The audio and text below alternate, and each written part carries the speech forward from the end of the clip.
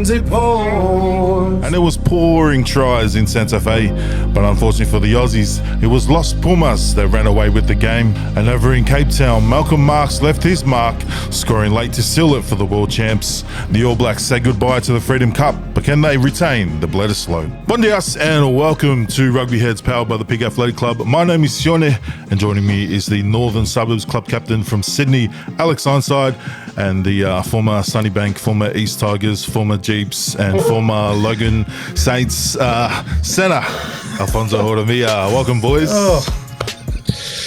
Hey, Tony, how are you?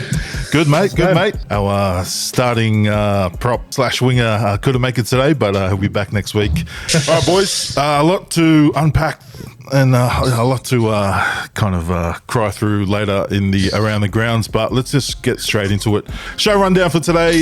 We start off with our top performers of the week, our opportunity to give flowers to the players who stood out over the weekend for us, and then we go dive in Round the Grounds, preview the action from the Rugby Championship, and then graze over the Pacific Nations Cup and Top 14 Rugby, as well as we name our team of the week, and then we go into viewers' questions and our punters' tips of the week. Now get straight into it. Ironside, who was your top performer for the week? My top performer and one of the games of the week as well was I practiced this before, and I shouldn't have picked him. It's a hard name, but it's Timothy Tavatava Nawai from Tasman. I think I've done all right there. Timothy Tavatava Nawai. Yep. I needed NEMS on that one, but mate, just an incredible player, incredible game, and yeah, he's just a real standout. He's a handful for defenders, and he's been a handful all season, and yeah, he's incredible on the weekend in that Ramsey Shield win for Tasman. Yeah, that was probably one of the best games I've seen, and then a few hours later, then the actual best game was on, but we'll get into that later. Fons, who's your performer of the week? Mine's out of South Africa, and the big number 8, Jasper Visa. He's man, they are so blessed with back rows at the moment. You have someone like Quagga Smith off the bench, but Jasper Visa, he's been playing over in the UK, and man, he just carries hard. That whole full pack from South Africa could anyone you could pick, but I picked him out, and I thought he had a great game against the All Blacks. Yeah, mine was actually the same as Big Lex. We got the same mindset. Big Timothy Tavatava Nawai. I thought I'd watch. That's the only NPC game that I tuned into. I was like, oh, okay, I'll watch one match, and I watched that one. And boy, all my notes was Timothy Tavatava Nawai, and then it was just copy paste, and then a timestamp for when we drop his highlights. So yeah, mate, if you're looking for a game to watch, is that Ranfurly Shield on the weekend between Tasman and Hawke's Bay. Wow, what a game! What a game! On that as well, if we don't get to that, because we probably won't, but that kick at the end from Campbell, the clutch kick. You might have to help me with that the last name, but Campbell's Parata, his kick, mate, unreal. He just looked cool, calm, and collected. You watch the highlights of it, he just comes up, goes, there's no pressure, and just nails it. So, unreal game. But even to get that kick, it was our man Timothy Tavatava Nawai who got into the middle of the field to get that turnover penalty, mate. The guy's insane. I know he hasn't played for Fiji yet because he's still trying to have a crack at the All Blacks. If I was Razor, we'll get this in after this, but if I was Razor and I needed a bomb squad member, he's one of those guys that could cover back row and obviously the wing and anywhere in the back. He's a freak. When I was watching him, like, okay, he would be out and out star in the NFL right now. Was that question a few episodes ago? But yeah, as you can see, we're biting at the bit to get into all the action from the Rugby Championship, and then we kick off with I think this is one of the best games I've ever seen. Like, I needed a break and I wasn't even playing. It was like 1 a.m. kickoff for us here in Australia. All Blacks, Springboks. It was similar to last week's game, but I thought it was a lot better, and then the contact was a lot heavier. Fonz, your thoughts on the game, and who stood out for you, other than obviously your player of the week? Man, we were talking about it during the game live, and that game was so close, wasn't it? And just South Africa, I mean, they're world champs and they're the best in the world for a reason. That last 10, 15 minutes could have gone either way, and they just, when it comes to the crunch time, they just know how to finish off a game. The All Blacks discipline let them down at the end, and you give the boxer invite into the 22 there off the line out, you know it's coming, and there's not much you can do about it.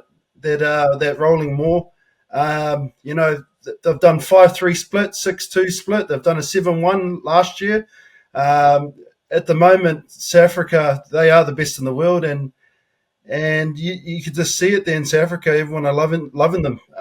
From a New Zealand perspective, though, I would say, the All Blacks I thought played 2 good games. There was just a couple of key moments.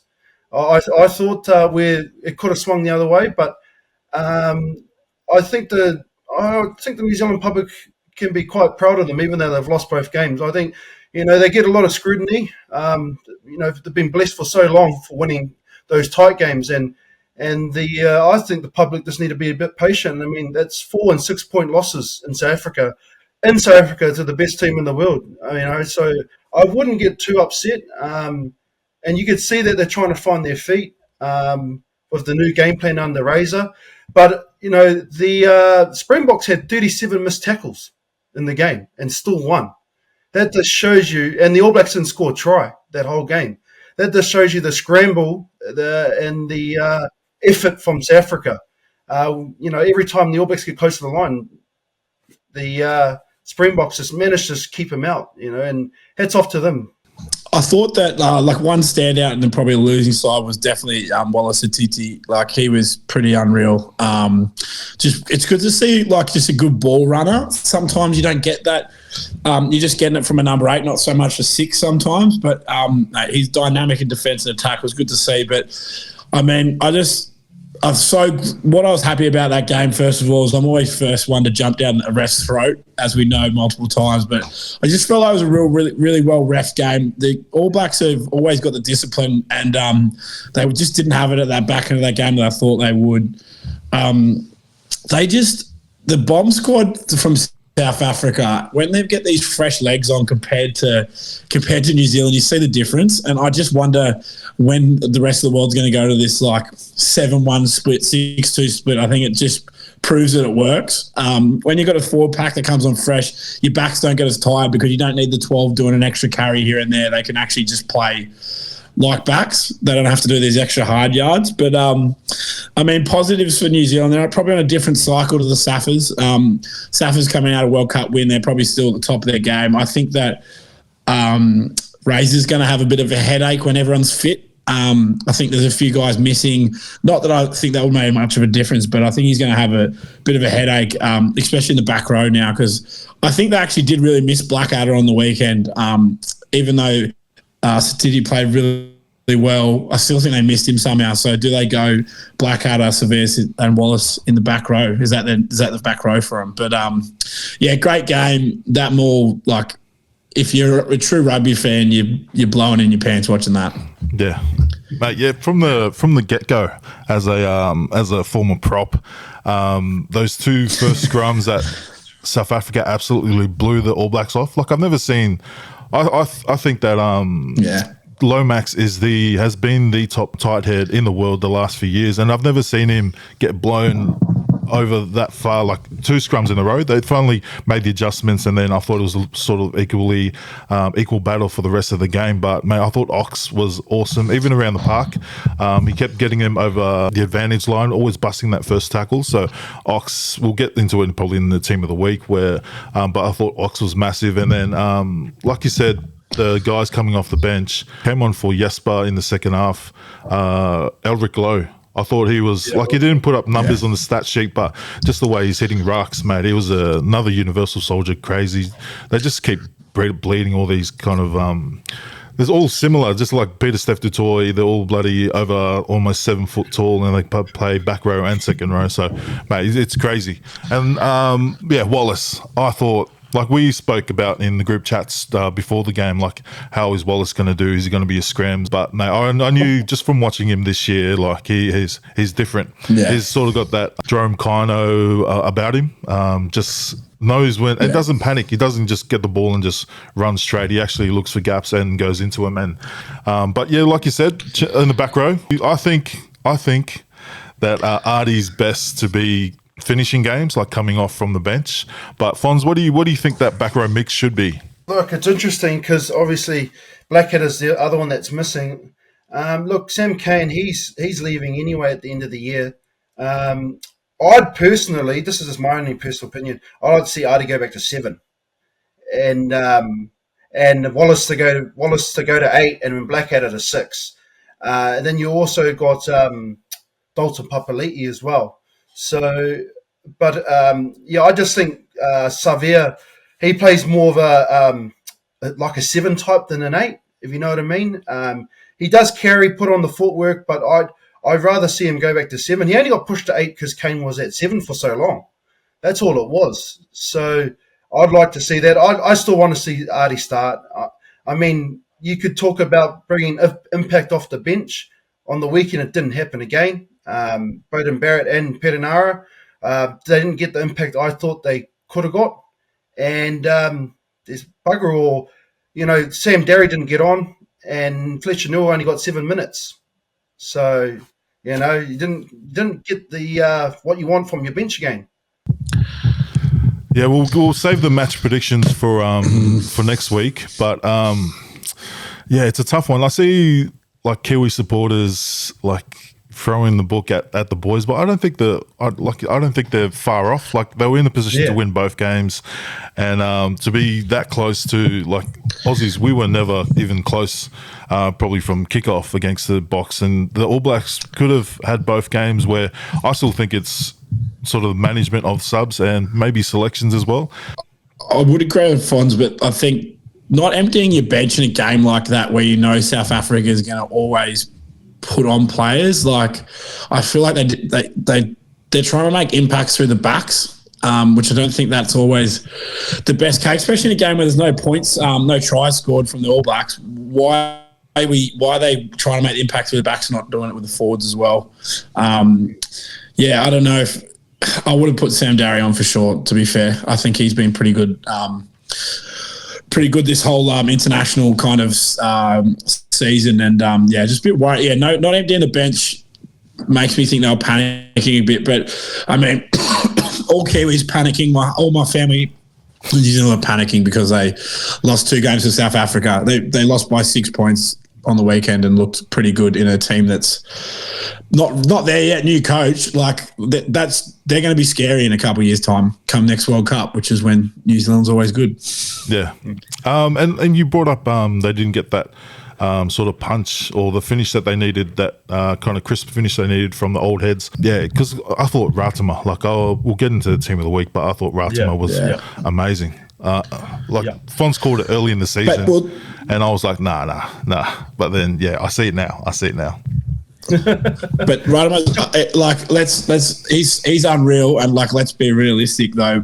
Once Roy Guard's back, he's a world-class 9. If he's back to what he used to play, then they've got that second 9. So this is a perfect time to just play Cortez. Just keep smashing him, keep giving him opportunities, because he might not get that. He might not get that in 1 month's time when Roy Guard's back. I mean, TJ's had an incredible career, and he's just had a couple bad games recently. But just be starting Cortez. It's better for the long run for New Zealand rugby and the All Blacks. Yeah, well, losing 2 on the trot, and they might even just lose another 2 on the trot because they're coming up against some stiff competition in the Aussies. And good little segue into whatever happened in Argentina. I was in I stayed awake because I didn't want to fall asleep because I was a little bit excited after the Box match. I stayed awake and I was just chatting to Fonz. I think Fonz was at work, and I was just giving him, me and Freeney were giving him shit after the first 15 minutes. I'm like, boys, it's fucking coming home. The Bledslow's coming home. The boys have figured it out because, mate, Belly had one of his best games, but I see that they're trying to keep his minutes short just because he's come back from injury. But yeah, we look world class in the first 15, 20 minutes, and then it didn't look good after that. But hindsight, as the Aussie, thoughts and What's been typical for the last couple of weeks with me, because obviously had my silly Sunday, which was not much sleep, watching the Wallabies game last weekend, and this weekend carried on after a bit after Prezzo. So I was watching that, and I stayed awake for the first 20 minutes and thought, sweet, I'm going to go to bed, and I'll watch the rest the next morning. And I went radio silent, didn't check anything. So I didn't check anything, didn't check any socials, went to the Wallabies game, went to the exactly 20 minutes when I went to bed, put it on, didn't turn my phone on, and then I was in for a rude shock. So,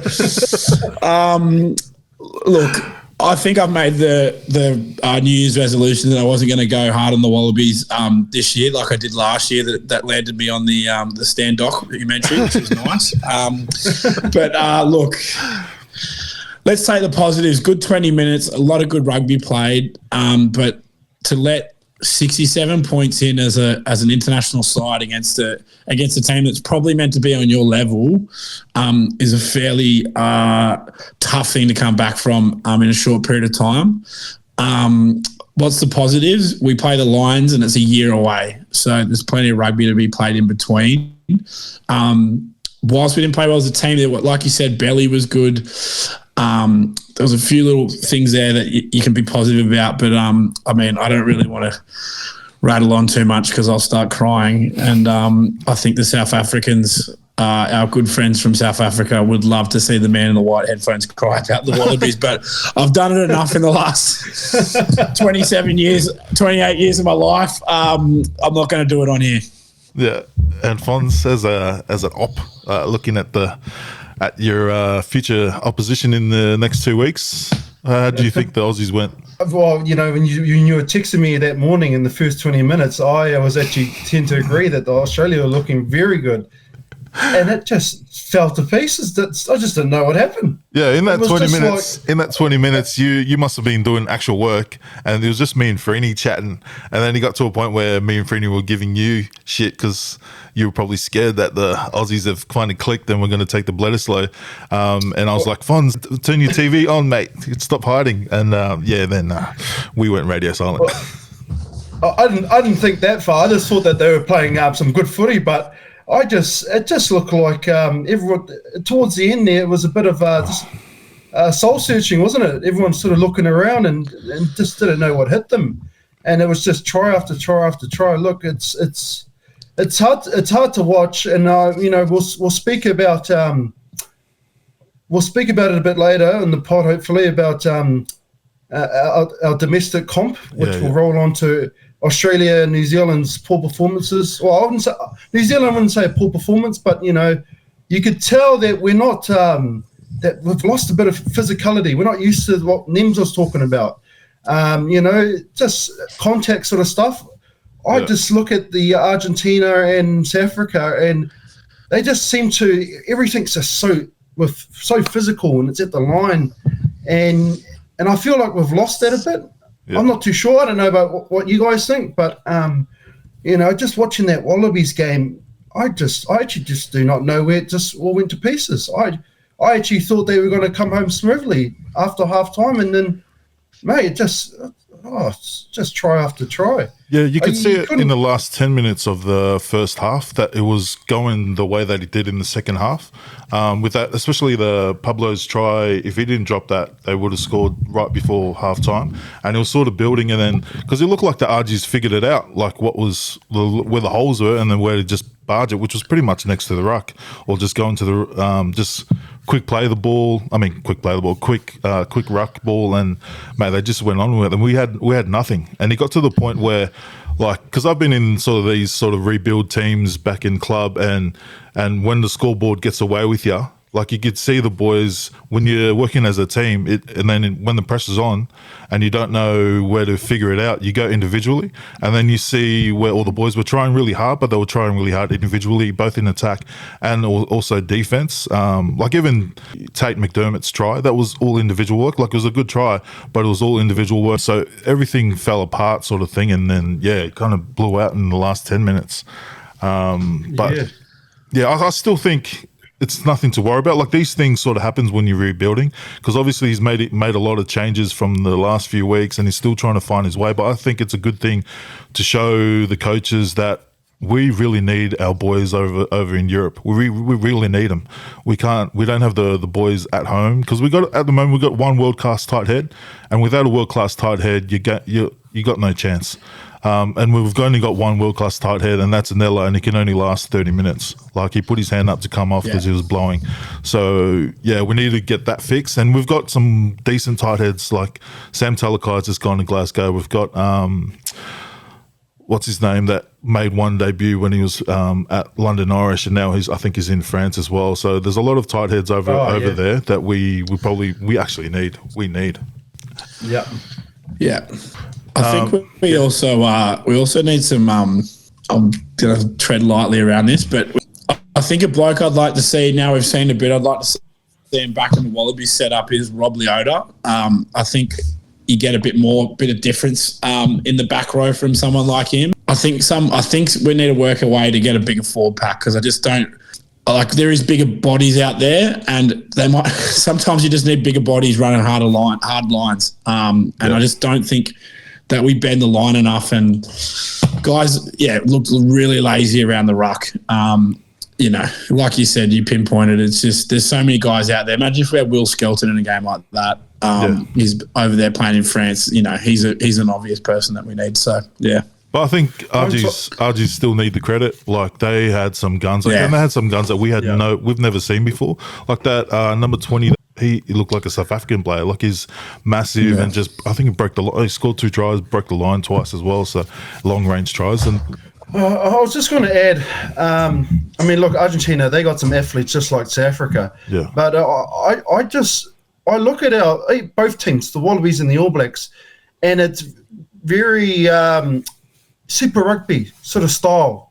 I think so, I think it's not so much roll your sleeves up. It's nice quick ball. Yeah. It's our forwards getting around the corner.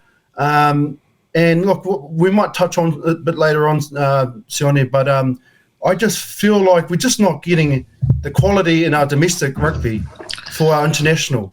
And it's starting to show a little bit, isn't it? Yeah. It doesn't help that some of our players play overseas as well, and then obviously we can't pick them. So that's a different discussion again. But I certainly agree with Ironside in the sense of, like, boys are trying, but I just feel like we're just not that, just a bit battle hardened, just a bit of toughness about it. So yeah, but before we move on to team of the week, I'm going to challenge you guys. One positive before we move on. Finish on positives. One positive for me is Donaldson. I thought he stood up, especially obviously when we were clicking in the first 20-25 minutes. Donaldson, we all know that he can run with the ball, and he's proven that he's put his name in that hat to keep fighting for that top spot. No, I was going to say Donaldson as well. I thought it was a lot clearer, the clarity, and he looked real natural. Great goal kicker as well. Yep. Not to say that Noah's not a great goal kicker and can do those things. I just thought it was good to see someone different come in that playmaker role. I still like Gordon as well. Gordon, I thought he's just this year, I think he's been one of Australia's best players. Yeah. He's quite tidy. So I thought those two were the real positives. Positives are that I don't have to watch the Wallabies this Saturday. Got a week off. The Grinch. No, look, I think positives are, one positive is, like I said before, it's a rebuild. I think I can't remember what year it was, but a Wallabies team lost very similar points-wise, and then a year later, I think they got to a Rugby World Cup final. I think it might have been 97. I can't remember the year. We won the World Cup 2 years later, yeah. Yeah, we won the World Cup, yeah. So it's happened before, and yeah, that's a positive. There's a week for them to train as well, and a week for us to get over it. Yeah, that was a tough day on Sunday, and when I saw that, shout out to the random stat guy who posted that stat. It really actually cheered me up because I saw 97. We lost by that much to Saffers, and then 2 years later we won the whole thing, mate. Great follow, that bloke. He's a great follow. The random stat guy. He's good. Yeah, normally it's all rugby league, but yeah, he's grateful when he does good union stuff.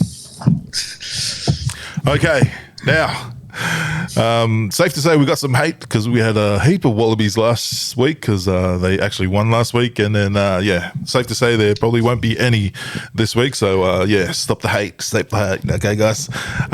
Let's get into our Rugby Championship Team of the Week, starting with number 1. I'll put up my vote and then you guys can put up your votes. And then, we got 3 votes here. So, obviously, that's how votes work. And whoever wins gets the spot. Okay. I had actually 2, so I couldn't decide. So hopefully one of you guys can put up. I had Safa's Oxenchi, obviously with his BCFing the All Black scrum in the first 2 scrums, and then his work around the park. And then I had the Argentinian loose head, Thomas Gallo, for 71 minutes as a loose head. And in the second half, he made some long-time Wallaby props, scrum. Made him look like dog's breakfast in that second half. And, mate, good shift from big old Thomas. Who do you guys have for number 4 loose head? I think 72 minutes as a loose head prop's pretty impressive. So I'm going to vote. My vote would be for Thomas. Not to take away from Ox. Very close. Fons? I actually went the other way. I had Ox. I had Big Ox and Chick. Mate, he's just BCFing everyone out here, isn't he? Yeah. He's just so good. So, Sylvia, we put it back on you, mate. You get to pick. All right. Yeah, I'll go Big Ox because in that first 15, 20 minutes when he was just running the ball and just bumping off guys as well, and he was actually facing one of the best scrums in the world as well and doing well against them. So, we'll give it to Big Ox, back-to-back Team of the Week. Okay, and at number 2, I had another 2 picks. I had Malcolm Marks off the bench, 1 try and a decent turnover. And then Cody Taylor, mate, I think 70 minutes because he spent 10 in the bin. But, mate, crazy work from the All Blacks hooker. Yeah, I had Taylor. In a losing side as a hooker, pretty tough. Yeah, I had Cody Taylor as well. Oh, shock. I thought, we talk about it every week. Obviously, Marks doesn't get big minutes coming off the bench. I just thought, Taylor 70 minutes and he for losing side, played well. Played very well. Also, shout out to Asafo Amua. I thought when he came on, when Cody Taylor was on the bench, you want to see guys get better each game, and mate, he did well off the bench, especially in set peaks as well.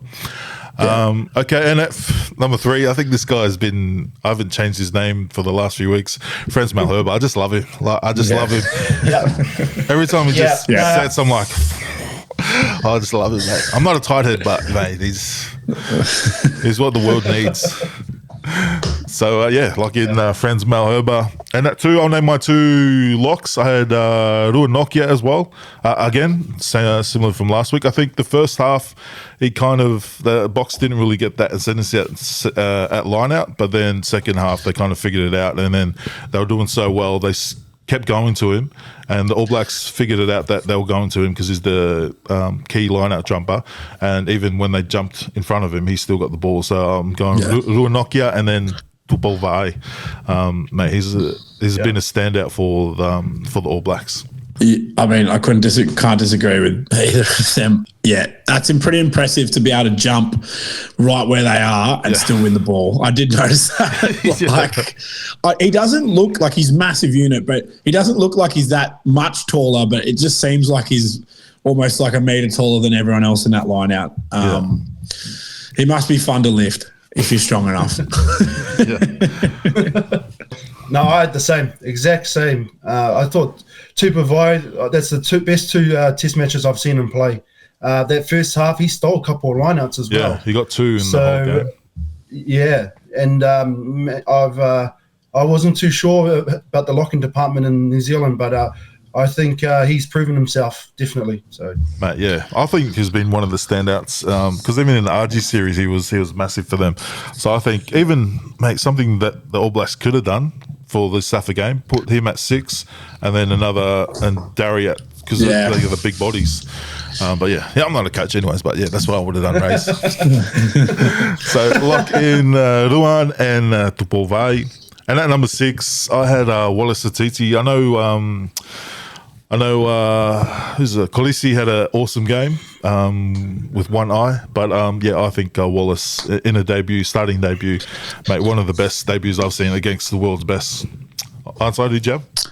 Hard to argue that. I reckon we could put Khaleesi at 7 in our team because it was pretty impressive as well, though. Hard to split, but yeah, I'm going to go with Wallace. Might not be the keep our Saffers too happy, but yeah, he's pretty impressive. He's one of the best games I've seen from a 6 in a long time. Yeah. And Fons? I actually went to the other game. I went to Pablo Montero. He was. He was big for Argentina. Not to say Wallace wasn't for New Zealand, but I just thought Pablo. He's so good at slicks there for the RGs. He's so big for them. Yep. Are you going to move onside? I'm going to stick with Wallace. Yeah, I'm going to pick and stick. Yeah, pick and stick. Oh, so you bloody turncoats, you lot. Aussies, mate. We're still hurting. So, yeah, lock it in, Wallace and TT. And at 7, I could have gone with Kremer, but I went with Peter Steph Tutoy. He's just a freak, 12 tackles. And he also had a line-out still as well. Onside, who'd you have? Yeah, Steph Detroit. He's slowly becoming, even though he's been around for a while, he's slowly becoming one of my favourite players to watch. He's just a big unit, big horse. I would hate to play against him. Yeah, he looks like it hurts him to smile. Like he's one of those guys but he's apparently he's the nicest guy. And then I see so much stuff off the field where he's just shaking hands and all that stuff. And even when he gets interviewed, he looks angry on the field. Yeah, he looks angry on the field. He goes off and he's just smiling, having a good time. You're like, fuck, that annoys you. You want to hate him after. Yeah, he looks like obviously he's one of those universal soldier guys. And then when he gets interviewed, he's like, I just want to thank the Lord and Savior. I'm like, are you sure, mate? Can you smile or something? He just looks so scary. Fons, did you have at 7? Yeah, I had Peter Steph, and Creamer was close second. Yeah. But yeah, Peter Steph, man, he's so consistent for them. So yeah. So lock in Peter Steph Tutoy. And at number 8, I don't know if you guys would have had he had this guy, but he was number 20, came on for one of the second rowers, and then I think they shifted Kremer to the second row, and then this guy went in at 8. Oviedo. He was the number 20 for the RGs, scored 2 tries, 2 decent line breaks as well, and mate, he's a big monster. I'm happy to agree with that because I did notice that. I wasn't really paying too much attention to the scrum because we were not looking good. So I didn't know where he was packing down. But yeah, let's put him at 8. I agree. Fons, did you have at 8? I had Jesper Visa. Jesper. For South Africa, I thought he had a great game. Big carries. He was my player the whole week. So. Yep. It looks like we'll just finally give Argentina some love and making the team of the week. So, shout out to Joaquin Oviedo. Muchas gracias, brother. Okay, at number 9, I had Cortez Alatima. Mate, he is the future. He's I keep forgetting about the injured 9. But yeah, Cortez Alatima, mate, outstanding. Outstanding, yeah. Answer, who'd you have? He's the future number 20. Yeah, I'm going to go with Cortez. He's the future number 20 for an All Black side. But, that's not to take it away from him. He'd probably start at 9 in most teams in the world at the moment, to be fair. I'd love to have him. So if he's got an Aussie passport and wants to wait 2 years, then we'll have him. Yeah, I had Rachima. I'm a big fan of him, even at school days in NZ. So, yep, Rachima. Okay, that's a bit creepy, mate. He's under 18. That's what's watching him.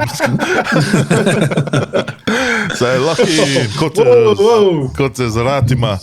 And at 10, I couldn't pick between the two. I had the 2 South African 10s. I had Andre Pollard and Sasha Feinberg Makomazulu. Mate, I thought Sasha in the second half, he was what they needed in the second half to win that game. And mate, when he did the old 1-2 step on TJ, went through, I'm like, okay, game's iced. The game's gone.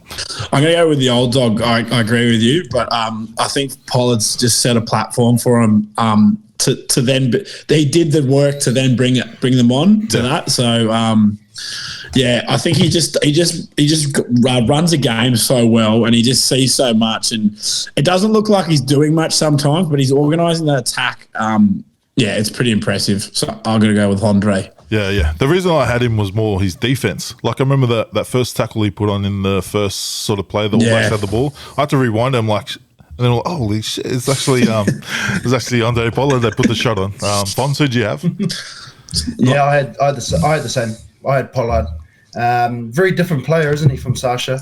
Yeah. He's your typical South African fly half, where Sasha's a bit more, bit of a looser 10 and loves to take the line on. Yeah. But yeah, absolutely agree with Ironside what he said there.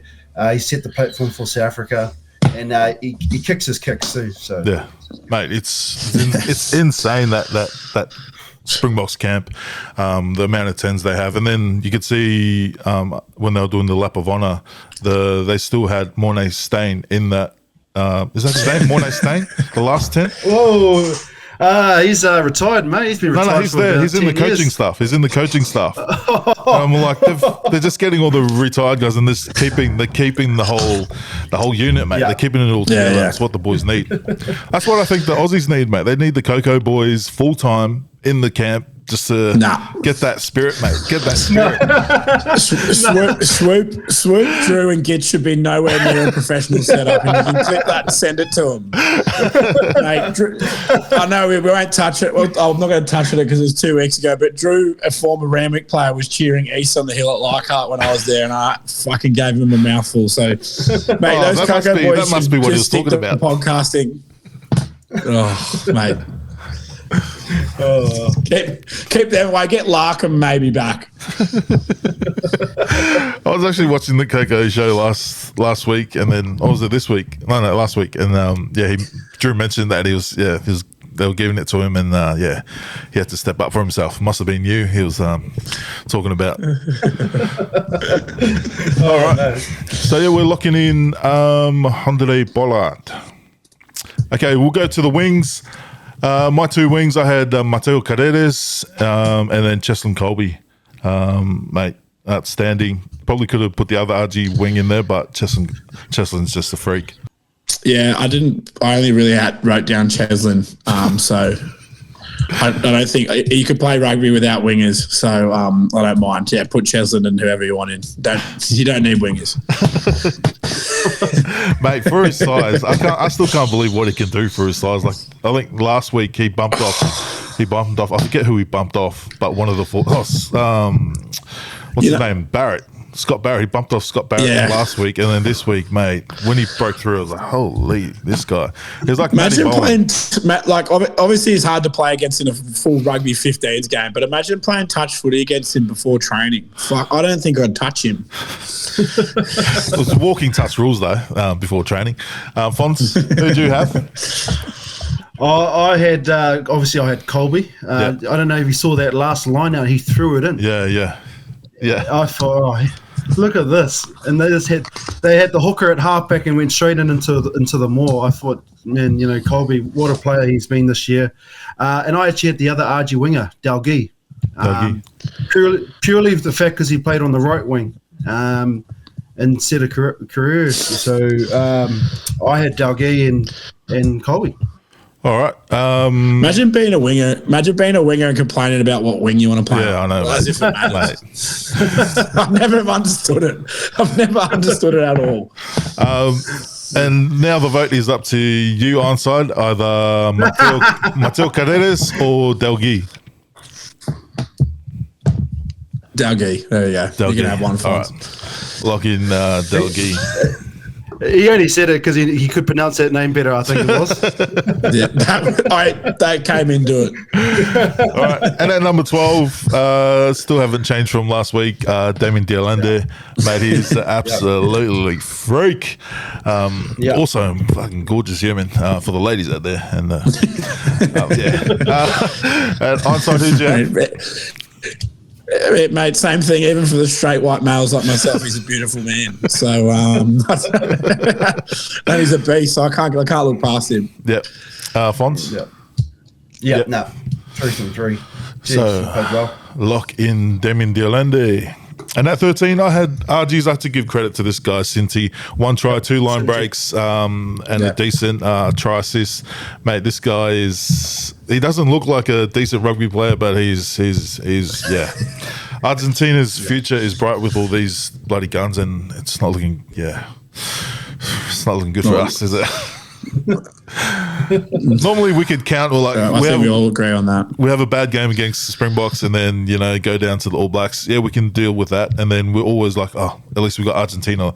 Now we can't do that anymore.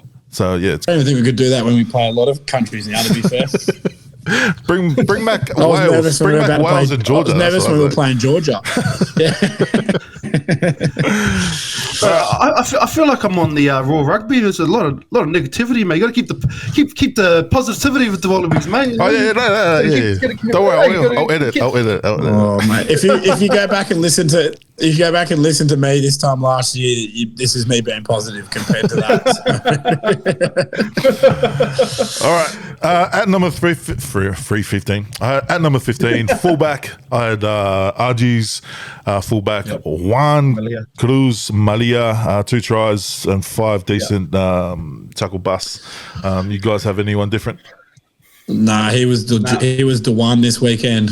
Yeah, I was going to try sneak in Callaway for his 25 minutes of absolute craziness, but Juan, cruise to the top.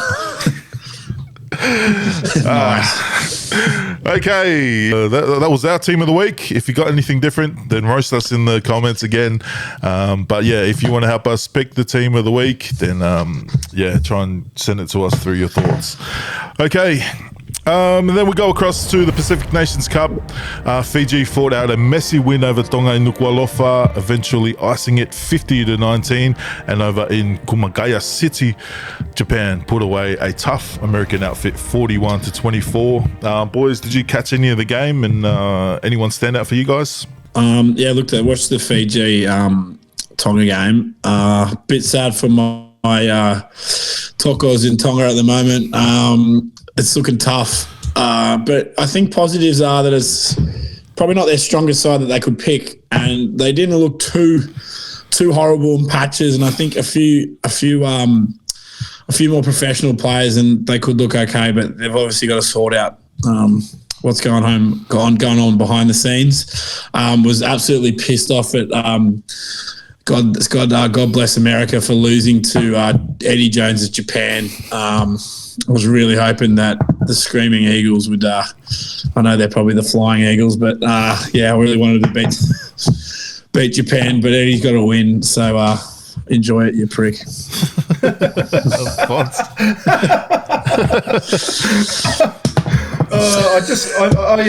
I managed to watch a bit of the Fiji Tonga game. Yosifo Masi again. Yeah. He was the best centre in Super Rugby this year with the Drua. We picked this. It was going to be a Fiji Japan final, and it actually should be a good game. Fiji Japan, Well, they got to get there first. They got semi-finals for some reason, and then finals. I don't know why they're wasting their time. I actually think Samoa might get Japan and might sneak in. Yeah. Oh. So there's a sneaky, because Japan, I don't know, Eddie. Japan under Joseph was a lot more clinical. This team looks like a very young team. A lot of errors. We'll see. We'll go straight into it. But my shining light from the week for Tonga, I know I would have gone a lot of negatives because it's breaking my heart, but Patrick Pellegrini, I think is a West Harbour player, and he's been playing overseas. Played for Gordon. Oh, Gordon and West Harbour, but he was he made some decent darting runs for Tonga. And I think he's been picked up. A fun fact about Patrick was that about 2 months ago he played a fourth grade game against me on a wet night for Gordon against Norse, and he came on, and I was thinking, how's this bloke in fourth grade? I stay back off the kickoff. He's kicked the ball over my head in fourth grade, and it's gone out now 22. And I've gone, where's that boot come from? So there you go. He's playing professional rugby, so that might be why. Yeah.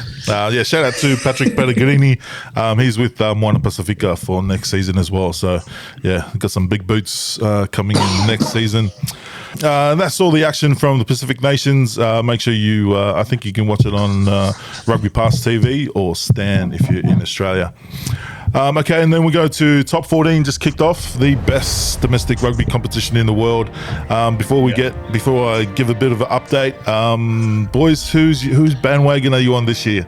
We know Nems is a former Montpellier player, so he'll be on Montpellier's team. Who are you suiting up for this year, boys? They were my boys last year. Aussie Connection, Union Bordeaux, UBB. Yep. They've always had a lot of big Aussie connection, but Penot, how do you say his name? Penot was back this weekend for them, and they beat Stade de France 46-26. I watched the highlights. Swinton's over there from Sydney, from the Tars, and Swoops played there. Just a bit of an Aussie connection.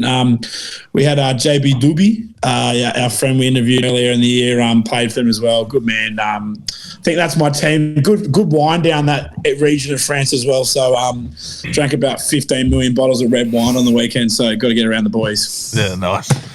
And Fons, whose bandwagon are you on, mate? I in the last few years, I've actually really been fond of La Rochelle. Under O'Gara, whispers are circulating that Damien McKenzie might go on a sabbatical there to La Rochelle. That is the whisper that's been going around over the last few days. So I'd watch that closely and see what happens. La Rochelle, they've done well in the European, obviously, Championship. They lost to Toulouse in the playoffs last year in the top 14. Quite a few connections there. Botia in Fiji. Yeah. Botia, I think he's still there. I'm not too sure. And he's been immense for them. So, yeah, La Rochelle for sure. I've made the transfer. I've been a long time Toulon supporter ever since the Sunny Bill days, but I've transferred this year. I was going to go to Union Bordeaux just because I went to Bordeaux last year during the World Cup and awesome city. But I'm going to Toulouse. I know not because they're champions. I just like the kit. Our 8-hour bus drove through Toulouse and it looked like a bit of fun. But Toulouse, I like the way they play. Big fan of Peter Aki there in the centres, former NZ7s player and now playing for Tonga. Toulouse is my team. But we'll go through a quick little rundown of the teams, but we'll get into the multis. We're going to add this into our multis picks. We only missed 2 last week, so we're going to try to go for a massive multi. One day it's going to go off and we won't need any sponsors ever. So, okay. Round 1 of the French top 14, Bayonne coming away with a 2-point win against Perpignan. Rob Simmons Clement took the lads from Pau to school with a 39-7 win at home. Castres upset Owen Farrell's Racing 92 by 3 points in Faz's top 14 debut. Montpellier went down to Monty Ioannis Lyon in a 22-26 thriller. Bordeaux flexed their muscles at home against the Pink Parisians from Stade Francais. And then game of the round saw Will Skelton's La Rochelle defeat Leicester Fainga'anuku's Toulon 19-15. And then the new kids on the block, the freshly promoted RC Valves had a tough introduction to the top grade, going down 43-18 to last year's champs Toulouse. Excited for the season coming ahead. Going to try our hardest to get into it a little bit more. That was our top 14 update, and then we've got our viewers' questions. With the Wallabies and the All Blacks only one win with only 2 games left in the Rugby Championship, is Super Rugby killing the international game? Yes, but I don't really know what the alternative would be. I think you need it, it's a hard question to answer. I think we've answered it a few times, but yes, but I don't know what. So what was the question again? Say it again, sorry. What do you think about this one? Obviously, like I'll summarise it a little bit more. Wallabies and All Blacks only have one win each in the Rugby Championship. We're the bottom two, and there's only 2 games left. Obviously, we're playing each other. It used to be the other way around. Obviously, for the Kiwis, we were probably around there anyways. But is the standard of Super Rugby bringing down our game, international game? It's been spoken about in New Zealand, and obviously we spoke about it last week with obviously what Checker was saying about having a domestic comp in Australia. We're just not getting the value, I think, from Super Rugby into international rugby, and you can see it's just a big flow-on effect. You look at the top 14. It is the strongest comp in the world, and look at the national team because of it. Their local players have gotten better because they're playing against top players all the time. Same as South Africa. Their players are playing overseas. Their franchises are playing over in Europe in the URC, and they're playing tough outfits every week. I just feel like because we're so isolated, both countries have struggled. You can see it in the games like we talked about before. The physicality is the biggest one. Nems keeps bringing it up all the time. And also playing overseas, like playing in South Africa, big crowds under pressure. You know, we haven't had big crowds in a while in Super Rugby. And, I think the problem is Super Rugby's all the way to 2030. They've already signed a big contract all the way through. So they won't be changing. So either they need to get Super Rugby up and running and excited again, because let's face it, people aren't interested in it as much as they used to be, and it shows. It just shows at the moment with results how much Argentina's come up. So yeah, I think it's like the All Blacks. They're already there at that standard, but it's obviously the last 20 minutes, which I think the pros call it the championship minutes, is when you actually need to go to another level. And I think, like you said, they're not getting the top games. I think the only tough games that they get is when they're playing each other in New Zealand. And then when they're playing us, they don't really get that sort of close games.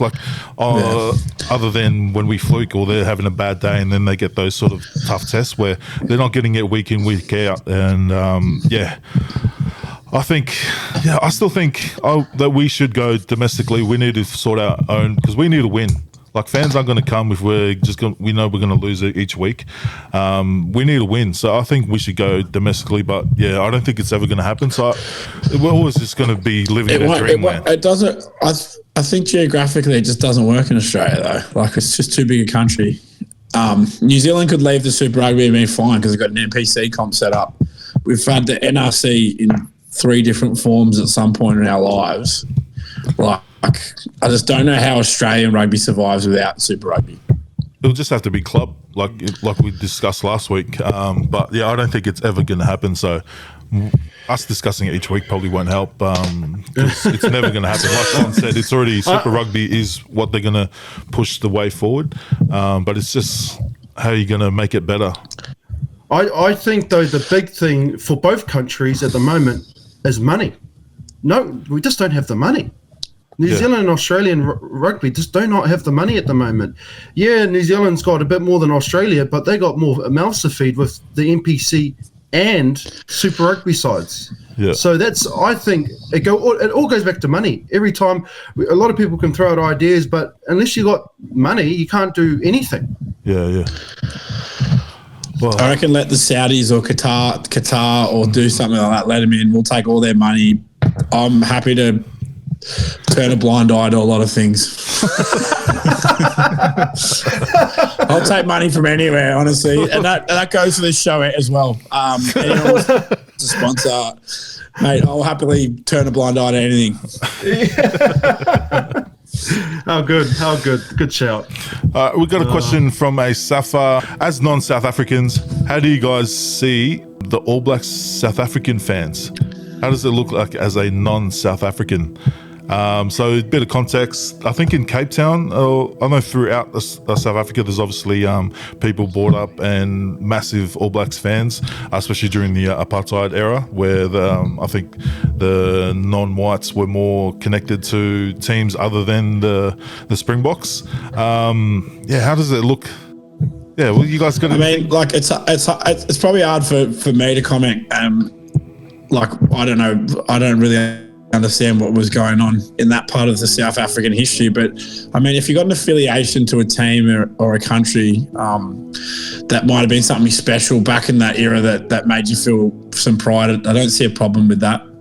There's plenty of blokes in Australia that go for New Zealand that have a thicker Australian accent than me. I mean, it's whatever you feel affiliated with. And, probably in that era, there was probably more similar faces in the All Black side to those people that were supporting them from South Africa. So, I mean, if that's a special story for you, then go for it. But, you'd hope in South Africa now that there's a bit more, don't know enough about it, but there's a bit more, we're going on the same path, then, maybe they'll come back to the Springboks, and they'd be stupid not to come back to the Springboks because they're fucking winning everything. Yeah, I think we saw that it's slowly starting to change. I know the Springboks shared a video last week leading into the match in Cape Town, and almost got a little bit teary with the South African coloured person who he's changed to become a Springbok supporter after seeing like what the Springboks did to the people over there, where people coming together, like all people from different colours, celebrating the Springboks. And then that's when he was like, what am I doing supporting a country that I've never been to, I've never lived in? And now he's a Springboks supporter. But I thought when I saw this question come through in the emails, I thought something similar for myself, because I grew up an All Blacks supporter simply because the All Blacks players look like me. Like, look at the Wallabies when I was growing up. It was only Willie All, and then he phased out in the 90s, and then we didn't really have anyone. There was Jim Williams, but he was Aboriginal. Tatai Kefu? He came later in the 90s, but it was, and he was one of my favourite players. It was all Blacks. They had Jonah Longmore, you had Peter Alatini, and then all those. There was a lot of Tongans in the All Blacks. That's the reason why I supported the All Blacks. But it wasn't until we had guys, more than 50% of the Wallabies were Islander as well, and that was when I sort of changed. And when I switched from league to union, that's when I finally changed. I'm like, okay, Wallaby supporter, I'm Aussie, so I switch over to but I think my brother's still All Blacks for some reason, which is weird. But yeah, Vons, what's your thoughts as a Kiwi looking in? I just think whatever you're brought up on, for example, Ironside's brought up in Australia, and he's half Kiwi. Yeah, on losing everything. You know what I mean? So it just depends on what you're brought up on. I mean, all the South Africans watching this, tell me if I'm wrong, but obviously the old Springbok days with with the apartheid, the white South Africa. But those look to me, those days have changed. Yeah. I wouldn't be surprised why you not support the Springboks now. I guess if you're brought up on it, you're brought up on it. Yeah. For some reason, Cape Town has a shitload of All Black supporters. Yeah. A shitload. It kind of reminds me of a lot of Kiwis support Origin. I kind of never got it because half of them never been to those states. Yeah. I got family members that support Origin. I'm like, why are we supporting Origin when you obviously got no affiliations? But obviously, it's what you're brought up on, and I have no issue with it. And as long as it makes you happy, and go with your heart. Yeah. Yeah. Thanks for sending questions. Either go into the Pig Athletic Club website, sending questions, or just put it in the comments, or DM us at Pig Athletic Club on Instagram. Okay, let's end on our mega multi. We only missed 2, so we were close to winning 2.5k off a $5 multi. So we missed 2 out of, I think it was 11 games last week. So there's no Rugby Championship games this week. We're going to squeeze past Pacific Nations. We're just going to go NPC and the top 14 in France. Starting off with Southland hosting Canterbury. Who are we going, boys? Canterbury. Canterbury? Yeah. Lock I in. would have said Stags, but I'm going to back Fonz. Yeah, you need to get the Stags jersey out of your head, mate. That is a good shirt, though. It's a good shirt. This will be a good game. Bay of Plenty hosting Taranaki. Oh, that is going to be a close one. Oh. I'm going Naki. Oof, I don't know. I had Bay Plenty. Yeah, I was going to go. It could go either way, though. It could go either way. I'm going to write mine down and see how I go. All right. If you're running along with us, we're going Bay of Plenty. Yeah. Okay, North Harbour hosting Manawatu. Harbour went down to Auckland, ruined our multi last week. Surely we go Harbour, bounce back. How about in that game, the bloke with the wet ball from Auckland? That's one of the best things I've seen on a rugby field. He wet the ball and then gave the ball to the halfback, and the halfback went to change the ball and then gave his short arm away because he walked away from the scrum. That's some good shit. Manawatu are poo. So it's got to be Harbour. Yeah. Well, respectfully, I don't think they're boo. Yeah. North Harbour. It's a shit part of New Zealand as well. Poor bastards. Palmerston North's not much going on. Heard it's like North Ryde. Okay, and then we've got Waikato hosting Hawke's Bay. I think Hawke's Bay is going to...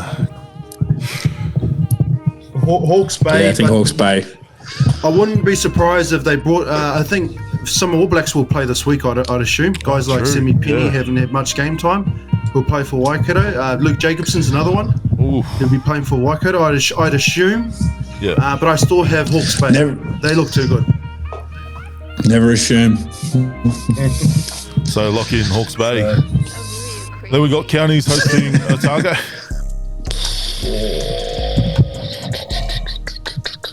Is that game in Pukekohe? Wherever Counties is. Yeah, Pukekohe. Yeah. Counties. You know Counties. I'm going Counties. You know what? That's going to be the dark horse one, Counties at home, because Otago's got 2 games this week. They got a game on Wednesday as well. Okay. So lock in Counties Marco. Okay, Tasman looking to their challenge. Their Wellington, they're coming to town. This is game of the round, full of Ranfurly Shield. Can they keep it longer than 1 week? I think it's going back to Wellington, unfortunately. It's travelling over from the south to the north. It's a short ferry ride from Wellington to Tasman. So I don't know. I like William Havili. Havili's been pretty nice this season, especially off the boot. Is that ferry still going, or is it still stranded? I thought it was stranded a couple of months ago. I think they're taking a few fishing boats over. Look, I mean, I've been hearing whispers that All Blacks players will also be playing in this game. Ruben Love and Proctor for Wellington, and Tasman could get Noah Hotham and David Havili back for Tasman. Mate, I'm going Tasman. Ironside's going Wellington. Who you going for, mate? Man. Tasman. Man. Yes, Tasman. I think Tasman at home. All right, lock in Tasman for the Ranfurly Shield. Okay, last game of NPC. We've got Northland hosting Auckland. Auckland, surely. Okay. Auckland. Yeah. Lock in Auckland. Okay, and then we cross over to France in the top 14, starting off with Toulon hosting Castres. Toulon lost to La Rochelle last week in a close one. Who do we think is going to get this one? Toulon at home. Toulon, yeah. I think. Yeah. Lock Toulon in at home. Toulon. Imagine their owner if they lose the first 2 games. Holy, everybody taking the train home.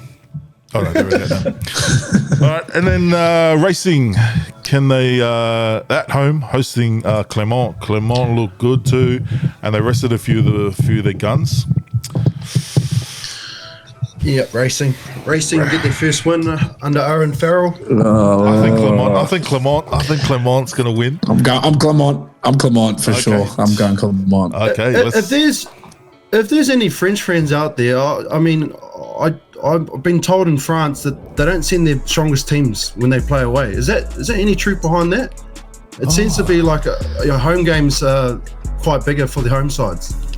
Oh, that probably makes sense because Clermont absolutely thrashed, and they wasn't even their strongest team. So, looking for Peter Gustakula to be named in this team. I think they're gonna run on. So, lock in Clermont, and then we got Po, who didn't put their strongest team, and they got dusted last week. Po hosting Bayonne. This is Jack Maddox, Po. Yeah, Jack Maddox, Po. Yep, I got Po beating Bayonne. For sure. All right. Alex, anything? Nothing to add. Is Reece Stewart still playing there? Reece? I'm pretty sure Reece Stewart's yeah. Reece Stewart at Po as well. Yeah. The actual Green Goblins at Po. Okay, and then Stade Francais hosting the new kids on the block, RC Valves. Paris actually looked decent this year, even though they lost the first game. Who are we going? Yeah, I'm going to Stade Francais for me. Stade Francais. Shout out to Phil Kitt there as well, RC Vance. Okay, and Perpignan hosting Montpellier. I'm guessing the big Tuilagi is going to be back. That must be a thing. They're not putting their strongest team in the away games because he didn't play last week as well. Yeah, I just hear whispers all the time about France don't send their strong teams away. So You keep hearing all these whispers. Are you sure it's not just the voices in your head? I'm a bit worried about you, mate. I don't know. This is what I hear a lot. So. Yeah, if Nems was here, he'd tell us straight because he's actually obviously played there. I'm going to go Perpignan on this one. Montpellier, I know they won last week at home, but away, I'm going to go Perpignan.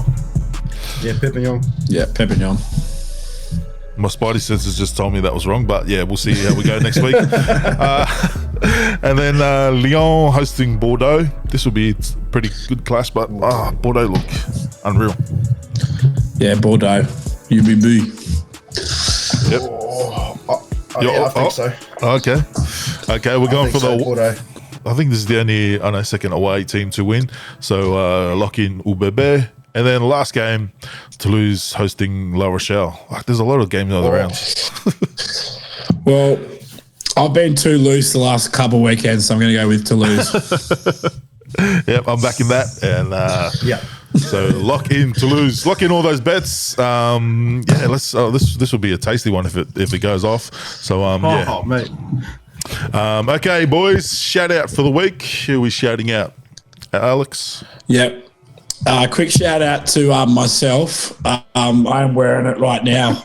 There's 7 grades at North, and they pick a team of the year every year. And I've played 10 years of 8, and all I had to do is play 1 year of 6 in the lowest grade, and I'm in the team of the year. So quick shout out to myself for just being a grand final loser for the 3rd time at North. And I've won 1 from 4, but still made the team of the year. So quick shout out to me.